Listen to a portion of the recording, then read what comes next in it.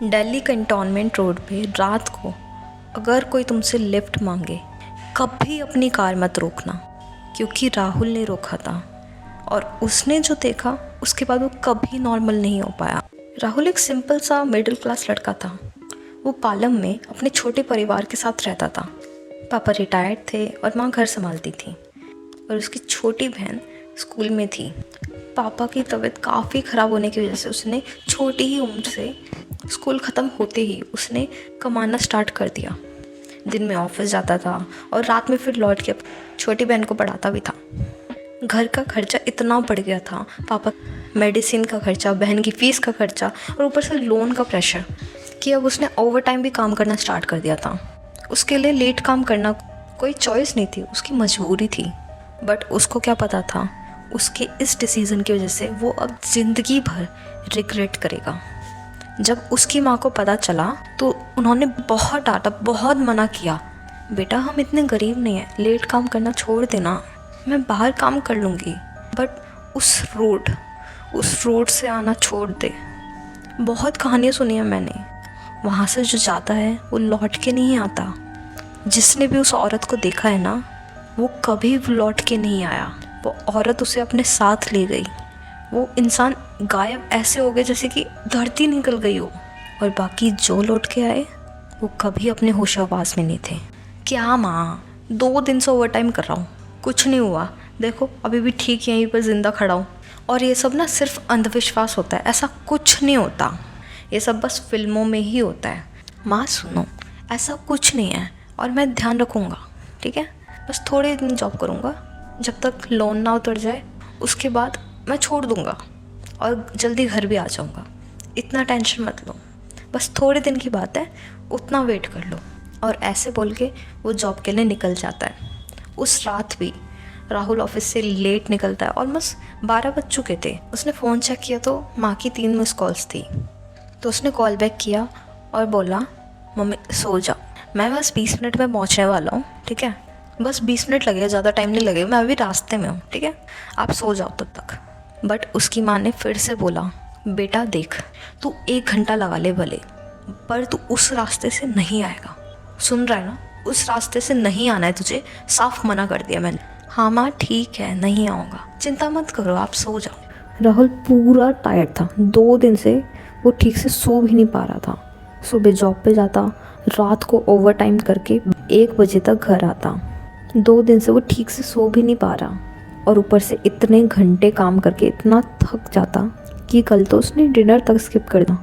जब वो काम करके 12 बजे कंपनी की बिल्डिंग से निकला, उसके दिमाग में सिर्फ एक बात चल रही थी, बस जल्दी से घर पहुंच जाऊं। बट अब उसको लेट भी हो रहा था, तो उसने डिसाइड किया सिर्फ आज चले जाता हूँ, कल से नहीं जाऊँगा। बट उसे ये नहीं पता था ये उसकी लाइफ का सबसे रिग्रेटफुल डिसीज़न होने वाला है। एंड अब वो घर के लिए निकल जाता है। राहुल ने मना तो कर दिया था, पर फिर भी उसने शॉर्टकट लिया, शॉर्टकट जो कि दिल्ली कैंटोनमेंट के जंगल से होके जाता है। रोड बिल्कुल खाली था, सिर्फ लंबे घने पेड़। दिसंबर का महीना था तो थोड़ी फॉग भी थी। थोड़ी दूर जाके उसने देखा रोड के साइड पे एक औरत खड़ी है, सफ़ेद कपड़ों में और लंबे से बाल है उसके। तो उसने सोचा बीच रास्ते में वो औरत अकेली खड़ी है, कहीं उसे हेल्प तो नहीं चाहिए। तो उसने पूछा, मैम आपको कहीं जा। वो जैसे ही सेंटेंस कंप्लीट करने वाला था, वो लेडी इशारे में दूर रोड की तरफ उंगली करती है। राहुल समझ गया था कि उस लेडी को भी सामने रोड पे जाना है, तो वो उस लेडी को बोल देता है, मैम हम दोनों का रास्ता सेम है, साथ में चलते हैं, आइए बैठिए। वो कोई रिस्पॉन्स नहीं देती। अब राहुल को भी वियर्ड लगता है, मैं इतनी देर से बोले जा रही, ये कुछ बोल ही नहीं रही। राहुल को थोड़ा ऑकवर्ड लग रहा था, तो उसने सोचा बात इनिशिएट करने की कोशिश करता हूँ। मैम आप यहाँ रात को क्या कर रहे हो, इतनी रात हो रही है, ये ऐसे सेफ नहीं है यहाँ पर घूमना, आपको डर नहीं लगता? ये पूरा जंगल वाले इलाका है और आप अकेले घूम रहे हो। वो फिर भी कोई रिस्पॉन्स नहीं देती। उसने सोचा कुछ और क्वेश्चन पूछता हूँ, मैम आपको कहाँ जाना है, किधर उतारो आपको मैं? राहुल सोचता है अभी भी वो कोई रिस्पॉन्स नहीं दे रही, तो वो बाइक का लेफ़्ट वाला मिरर एडजस्ट करता है और चेक करता है कहीं वो बैठे बैठे सो तो नहीं गई। बट उसने देखा पीछे कोई नहीं है और वो इतनी देर से खुद से ही बातें कर।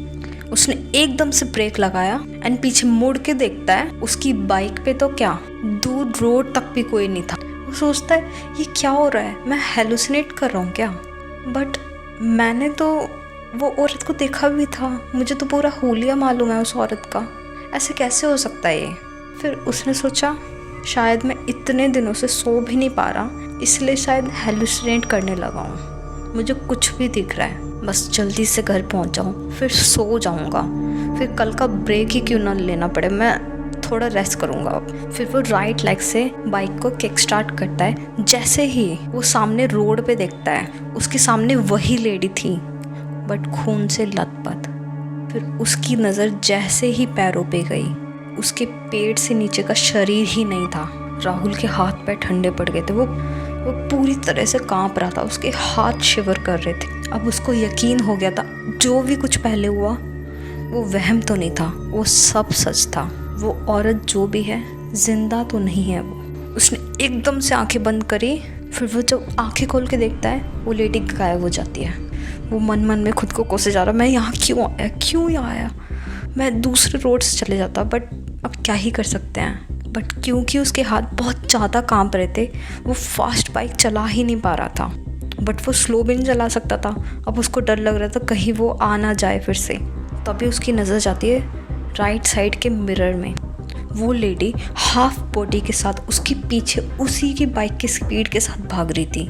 राहुल ने बाइक की स्पीड बढ़ा के 80 की, फिर से वो पीछे भाग रही थी। उसने 90 की, फिर से वो पीछे भाग रही थी। जब भी वो स्पीड बढ़ाता जाता वो औरत उसकी स्पीड में भागने लगती, तो वो जितना स्पीड तेज कर सकता था उसने किया, बट अभी भी उसे किसी के होने का एहसास हो रहा था। राहुल की एक बात थी, वो हनुमान जी का भक्त था, तो वो हनुमान चालीसा बोलते हुए सामने रोड की तरफ देखते हुए बाइक चलाता है। एंड धीरे धीरे वो चुड़ैल भी जा चुकी थी। एंड देन 10 मिनट बाद राहुल घर पहुंच जाता है।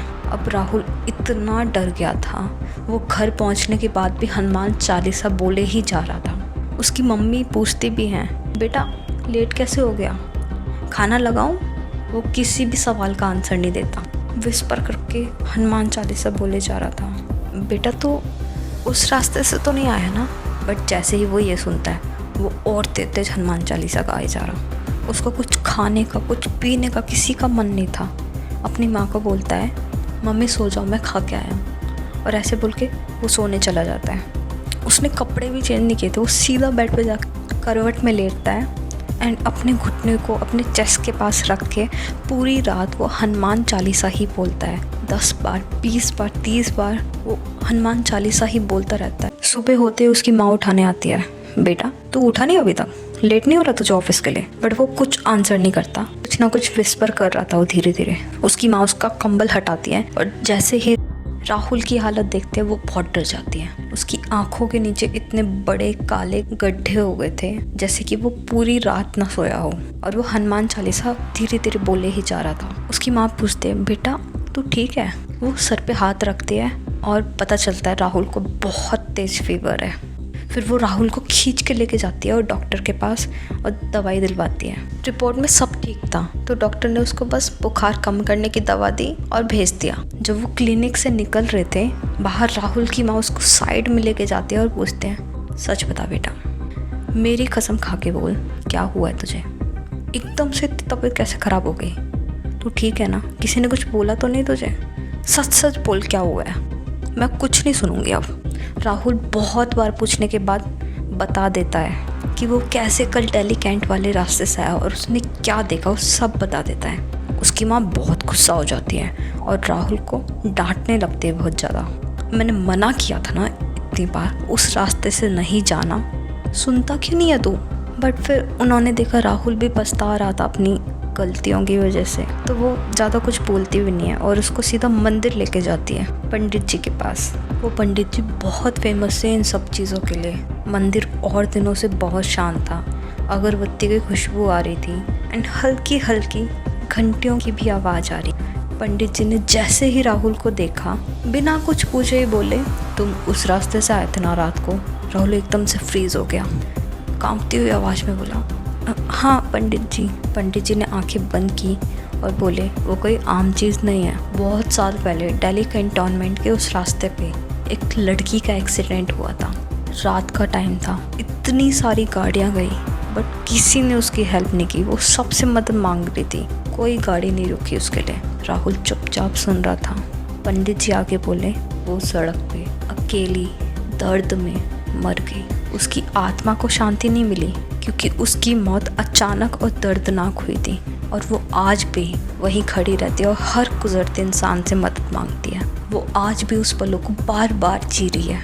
उसे मुक्ति नहीं मिली कभी। राहुल, तुम लकी हो, तुम्हारे साथ इतना सब कुछ हो गया फिर भी तुम यहाँ जिंदा हो, सांस ले रहे हो। वरना जो उस रास्ते से गुजरता है वो लौट के तो आता है पर जिंदा नहीं। पंडित जी उसके हाथ पे रक्षा सूत्र बांध देते हैं जिससे वो आत्मा राहुल के करीब कभी नहीं आएगी और उसको बोलते भी हैं कुछ भी हो जाए इस कलावे को कभी मत निकालना। फिर दोनों माँ बेटे जाने ही वैसे ही पंडित जी बोलते हैं वो अभी भी उस रास्ते पे खड़ी है, बस किसी और राहुल का इंतज़ार कर रही है।